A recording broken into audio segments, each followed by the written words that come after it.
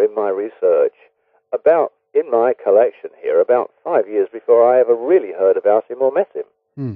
And I was simply here one day at home listening to an interview program on the radio. It's one of these things that we have every week. It's called Midweek, and they have sort of four interesting guests that come from different areas of life, and a woman who sort of interviews them all, and they all have a chat.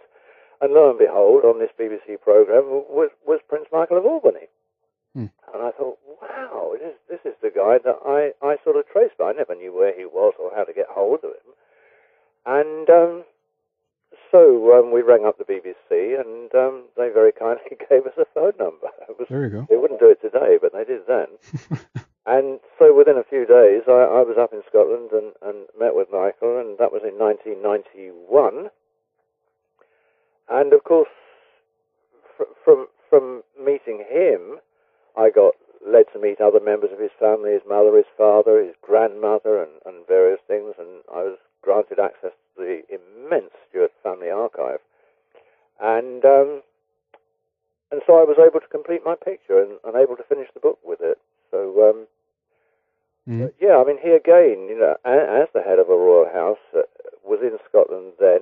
He had come over from Belgium in 1976. And what I discovered was exactly the same as I did with so many others. I mean, he was involved in so much work, mainly charitable, but, I mean, this guy was involved in what one might call sort of the fringe of diplomatic work, certainly as a constitutional advisor on the one hand, and at the other end of it, he'd opened up a soup kitchen for the homeless in Edinburgh, and he was driving old people around in coaches and giving them trips to the seaside. So, I mean, at every level of sort of social help, from the very top to the very bottom, I invented a word, and I said, this must be princing. I just felt that this was proper princing. This was like a service, to the nation. And, I probably found the busiest, most underpaid person I'd ever met in my life.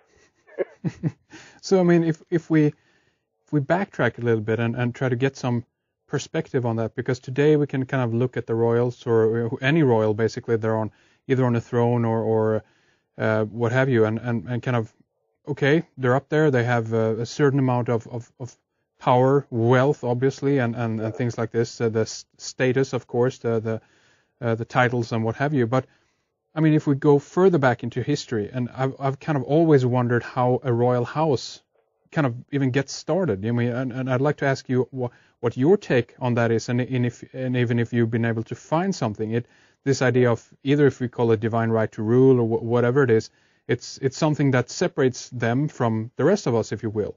Yeah, well, it changed dramatically in the year 751. Mm-hmm. So remember that date. It's very important because the whole nature of monarchy throughout Europe changed from that date. If one goes back to the earliest of times, and kingship, really, in terms of record, kingship seems to have begun in about 3,800, 4,000 BC in Mesopotamia. The first kings on record were from that era. Mm-hmm. And one moves from there into the earliest, the first dynasty of Egypt, and kings before even the first dynasty. So one is in that sort of fertile crescent area of the world where kings evolved. And at that time, all records seem to be of the opinion that not only were these kings sort of treated like gods, but they were sort of god kings, and there was something special or seemingly semi-divine about them or whatever. How? That's kind of where it started, and I'm not even sure what that was based on, but they seem to do a pretty good job. If one moves forward in time from there, you get to the point where what's happening is that these kings are becoming territorial invaders. For one reason or other, they're expanding their empires, and they're moving into other people's lands, so you've now got kingship by takeover. Yes. And that seems to have settled really quite nicely by about the 300s, that sort of period, 300s, 400s, certainly by the 500s, where kingship became an institution that, certainly within the Celtic realms of Europe, which was much more based on sort of educational pursuits, agriculture, trade, international trade, this sort of thing, rather than being military as it became again later on. Mm.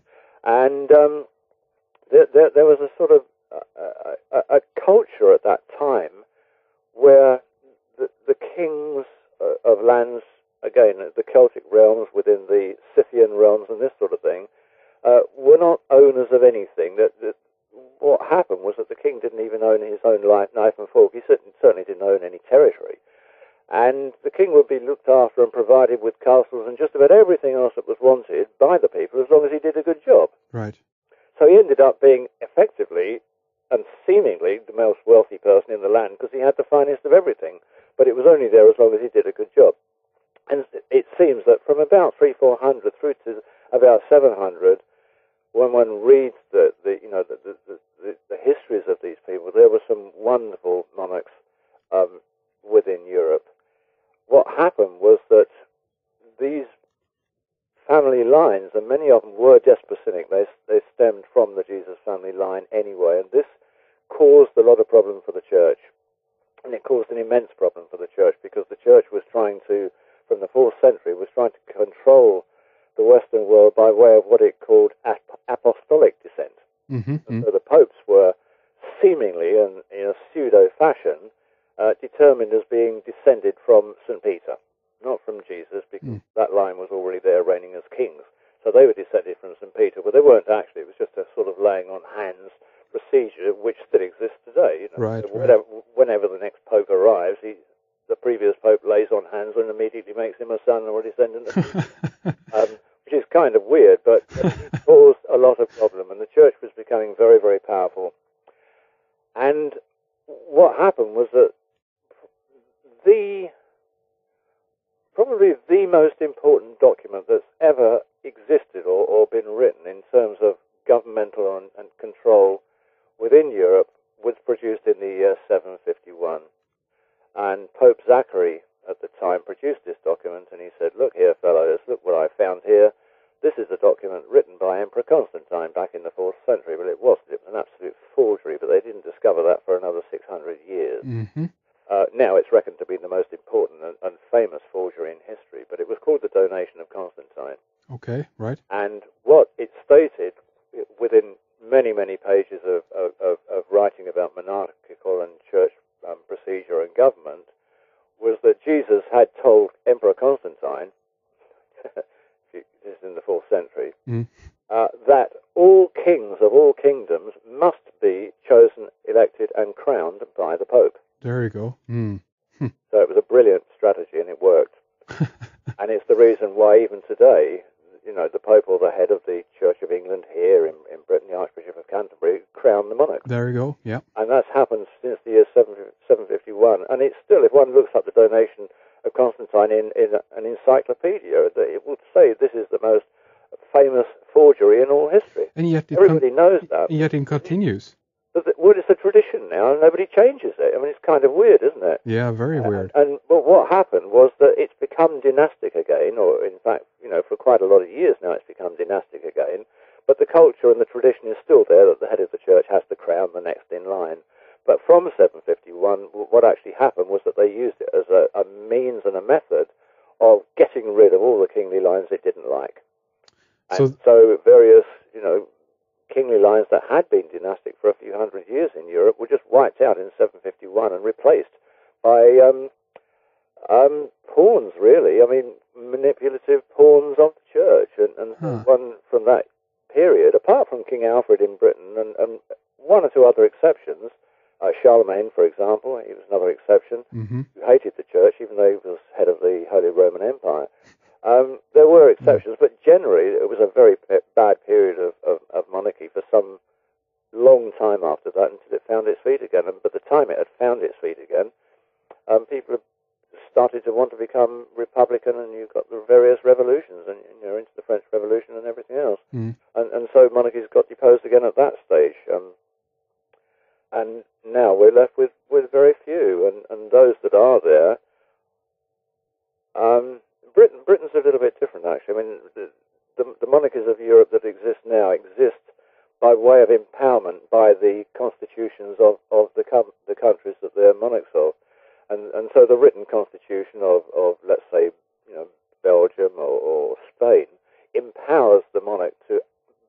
to act on behalf of the people. Mm. And Britain is a little bit different because we don't have a written constitution in Britain. What we have is a series of traditions that we call a constitution, but the monarchy is only empowered in Britain by the government.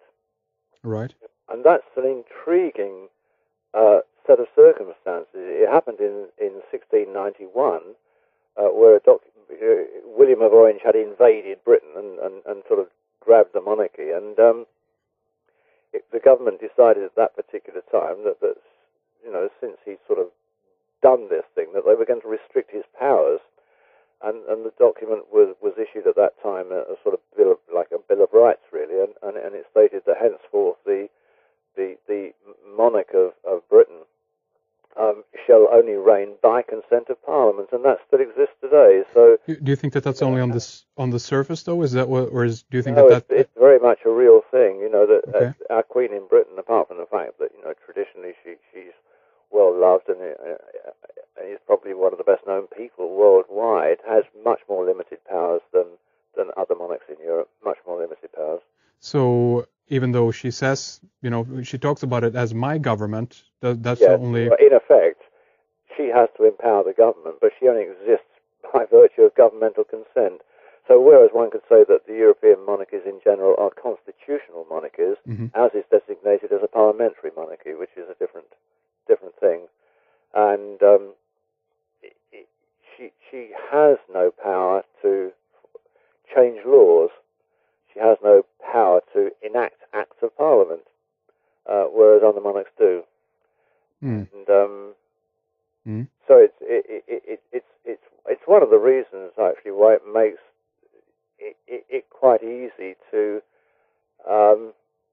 criticise. Is probably the wrong word, but quite often our royal family is either criticised for talking about something that it shouldn't talk about because it's none of their business, or it's criticised for not making a stand about something in particular, which sure. actually it's not empowered to do. Sure. So they're really on a bit of a losing wicket a lot of the time. It just so happens that they survive very well because they're very popular, and the institution itself is a global tradition now, and it's maintained. But quite frankly, I personally kind of wish that there was a parallel. That there are a lot of things that the government in Britain can do without anybody to challenge them, and that doesn't happen in other countries in Europe. That there is an equal right of challenge, and monarchs can in fact get acts of Parliament overturned if the people are supporting them. Mm. The people support them through the press and the media, and governments have climbed down many times. Right. So you wouldn't say at this point that there is a relationship between the two where the Royal House of England has influence over what goes on in politics and finance and so forth within the country. I think they have influence. Yeah. But what they don't have is power. And there is a difference, in as much as that their wishes are not necessarily respected, but their opinions are respected, and if they do make remarks about something where they don't feel it's right or whatever, the governmental ministers do go back to the drawing board. Now, sometimes they'll just really, come up again with what they wanted to do in the first place. Other times you'll see that things have changed. In fact, Prince Charles is quite good at that. He's criticised because he talks a lot, and sometimes you think, oh, what the heck is he talking about that? It doesn't really seem that relevant. But right. But it does feed through the media, and there are, we have, like most countries, newspapers that lean one way or another, to the left or to the right, and in politics, and they also lean to be pro or anti-monarchy on the other. Mm. There are many in the country that would like Britain to be thoroughly Republican and to lose the monarchy, and then there are the others that stand up and will fight battles to save it all. Right. Well, I mean, there are people